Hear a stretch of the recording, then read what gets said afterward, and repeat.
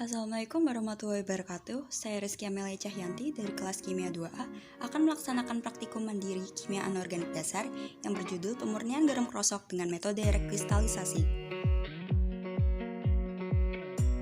Adapun tujuan dari praktikum ini yaitu untuk mempelajari dan memahami rekristalisasi garam dapur.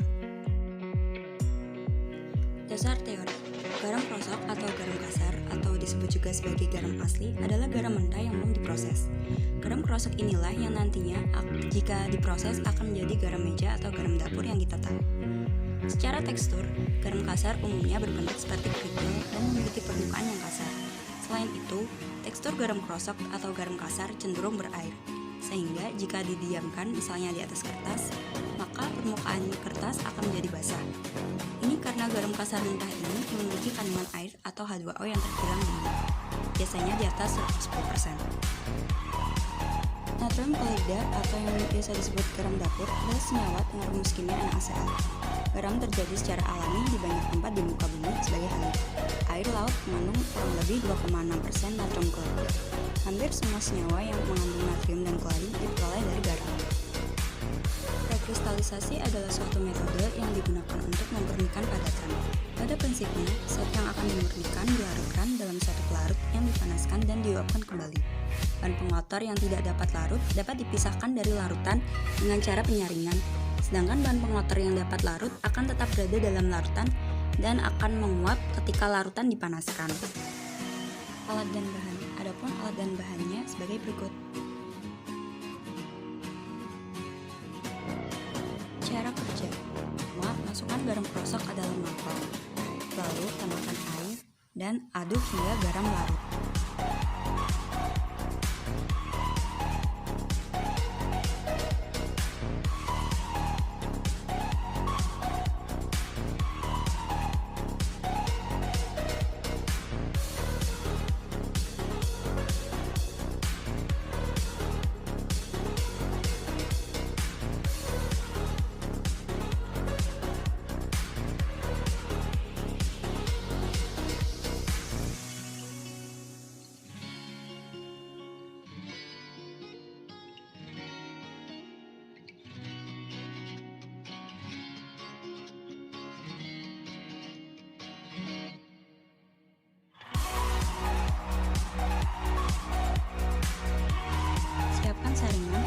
Beberapa kapas di atasnya.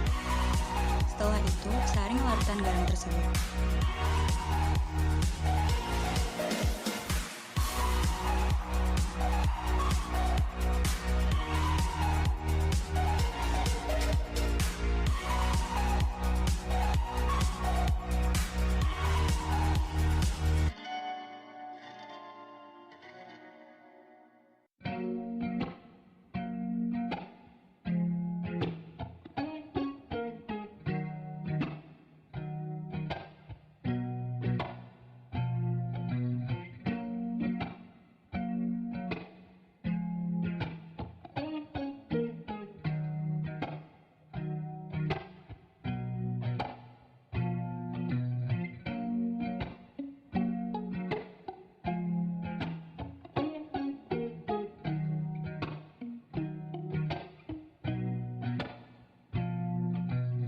Setelah larutan garam disaring, masukkan beberapa buah arang ke dalamnya.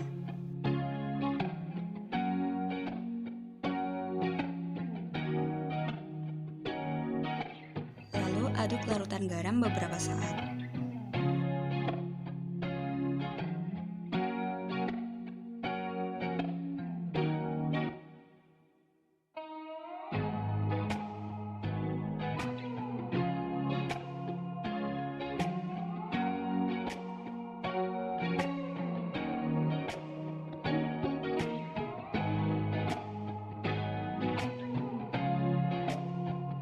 Setelah itu, keluarkan arang dari larutan.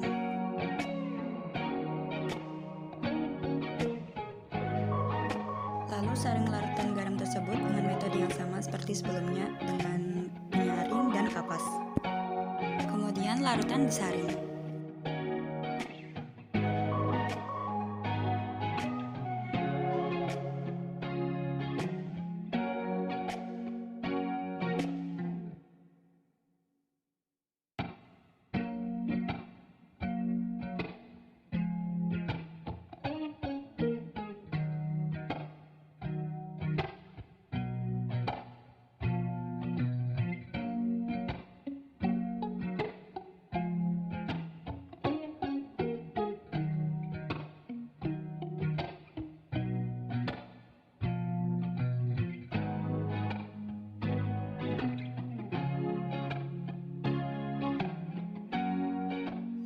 Masukkan filter larutan ke dalam panci.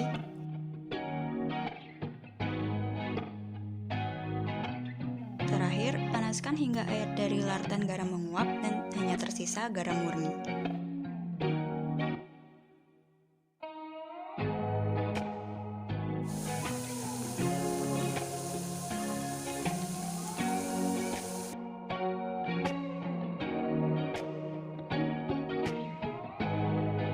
Hasil pengamatan sebelum rekristalisasi